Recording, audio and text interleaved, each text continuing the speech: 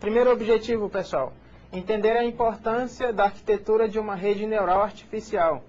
Nesse sentido, nós vamos ver quais são as possíveis configurações que modelos uma rede neural pode tomar para si e o que isso interfere em sua composição e nas aplicações que ela pode vir a ter. O segundo objetivo da aula de hoje, ele busca compreender o mecanismo de uma rede perceptron multicamadas.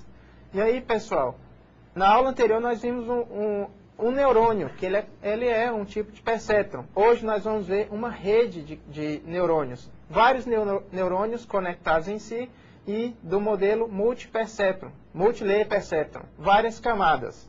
Beleza, então o ponto-chave dessa aula, como você já falou, Marco, Sim. Não é mais um neurônio, mas múltiplos neurônios, né? Vários neurônios conectados. Introdução. Inicialmente, as redes neurais do tipo perceptron eram constituídas apenas com uma única camada. Então, numa rede com uma única camada de aprendizagem, que é o caso de uma perceptron, ela tem a entrada do algoritmo igual à entrada de outros que você já vem trabalhando desde o primeiro período, e tem a saída, e tem o processamento que fornece a saída. Então, nessa rede perceptron, o processamento e a saída junto, na verdade. E só ali que é capaz de aprender. Somente uma camada de aprendizagem, que era o caso da perceptron, isso tornava a rede neural bastante limitada para aplicações práticas mais complexas, solução múltiplas camadas, como a gente falou, e a arquitetura de uma rede neural. O que é isso? É um parâmetro importante, o quê? Definir a arquitetura da rede, por quê? Porque no desenvolvimento de uma rede neural, tudo depende da sua arquitetura. E ela é limitada, a arquitetura da rede, claro, limitada pelo problema. Então a arquitetura, gravissimamente, a quantidade de camadas que vai ter a rede, em geral uma camada oculta resolve, e quantidade de neurônios em cada camada. Isso. Que é limitada pelo problema, como a gente viu no slide, é exatamente porque o problema define quantas entradas e quantas saídas vão ter. E aí, dependendo da complexidade das entradas e das saídas, né, desse padrão aí, define também a quantidade de neurônios na camada oculta. Só que aí é tentativa e erro mesmo. Não tem muito para onde fugir. Seguindo aí, pessoal, ainda sobre as arquiteturas. Rede alimentada adiante com camada única. O que é isso, pessoal? É um tipo de rede neural. Por exemplo, a perceptron. A rede alimentada diretamente com múltiplas camadas. É a rede que nós vamos trabalhar hoje, a multilayer perceptron. E as arquiteturas da rede neural, elas têm uma estreita vinculação com o tipo de treinamento que será utilizado, né? Estamos falando especificamente sobre o treinamento, de como treinar a rede. E aí o treinamento, claro, que vai ser a partir de ajustes dos pesos dos neurônios. Mas é importante a gente falar, né, Marco, que existem vários tipos de redes neurais. Vários tipos. Não existem só as perceptron e perceptron multicamadas. Existem várias outras. Quais, por exemplo? REP, RBF, Hopfield, a ART 1 e 2, né, o ART 1 e 2. Adaline. Tem também a SON, ou Corona, né, Self Organization Maps, mapa de auto-organização. Tem várias redes neurais. Então, pessoal, cada rede neural tem um tipo de treinamento diferente. São 3 métodos básicos, pessoal. A aprendizagem supervisionada, por reforço e a não supervisionada. Pode ser que, dependendo da literatura que os nossos alunos forem consultar, que essa aprendizagem por reforço, ela não seja uma terceira classe, um terceiro tipo. Talvez eles encontrem só supervisionado e não supervisionado. Dependendo da literatura, essa aprendizagem por reforço pode estar dentro da supervisionada ou dentro da não supervisionada.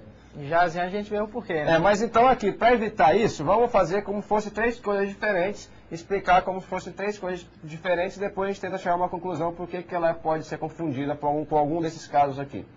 A supervisionada, pessoal, são apresentadas à rede as entradas com as respectivas saídas que desejamos que a rede aprenda.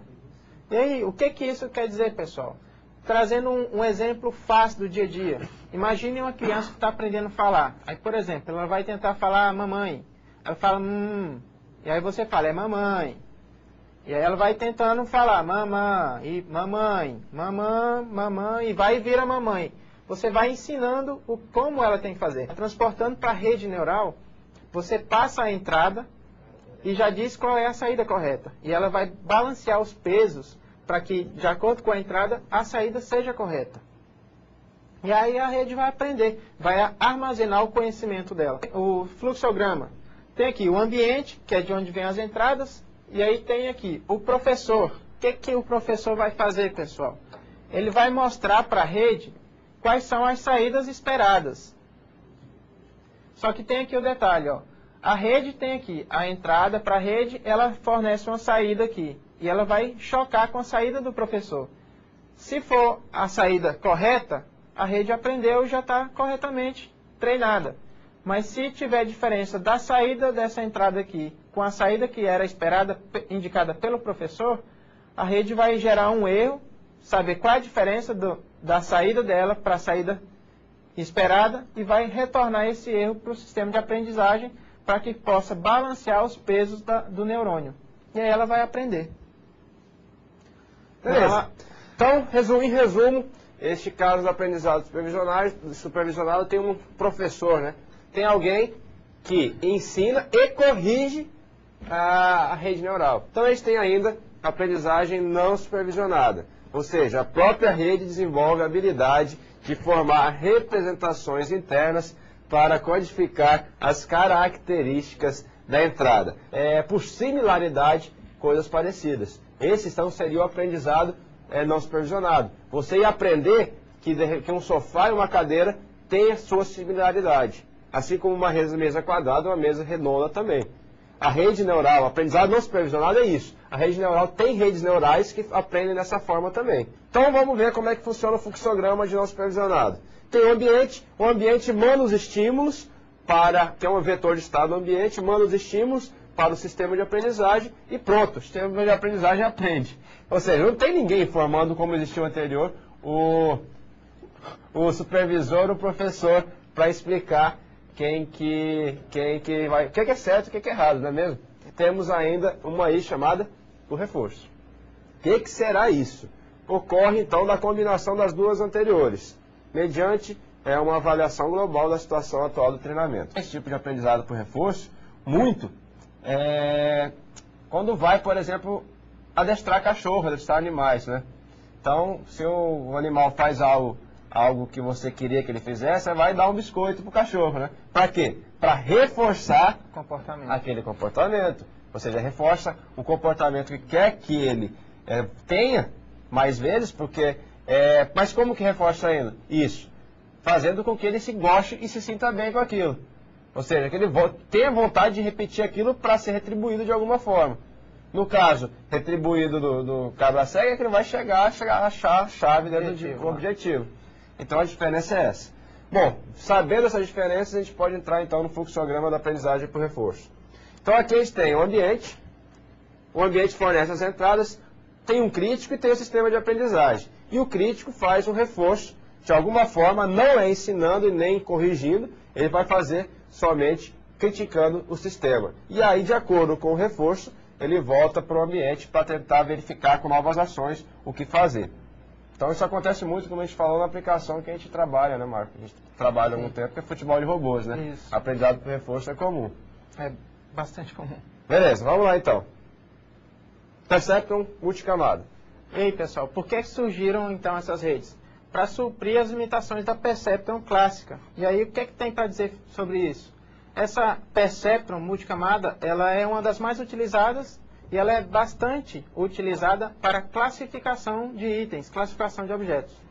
É constituída basicamente de 3 camadas. A camada de entrada, que são as variáveis do ambiente, por onde a rede recebe os dados do ambiente. A camada oculta, que é uma camada de processamento, e a camada de saída, que é por onde ela apresenta os dados para o sistema ou para o usuário final. Há um diagramazinho aqui, pessoal. O que é então a rede Multilayer Perceptron? Temos aqui um diagramazinho, uma composição da rede. O que é interessante? Aqui é a camada de entrada, aqui são as camadas ocultas, 2 camadas no caso, e aqui é a saída da rede. O que é interessante mostrar aqui? Cada entrada, ela possui ligação direta com cada neurônio da camada logo seguinte. Da mesma forma que também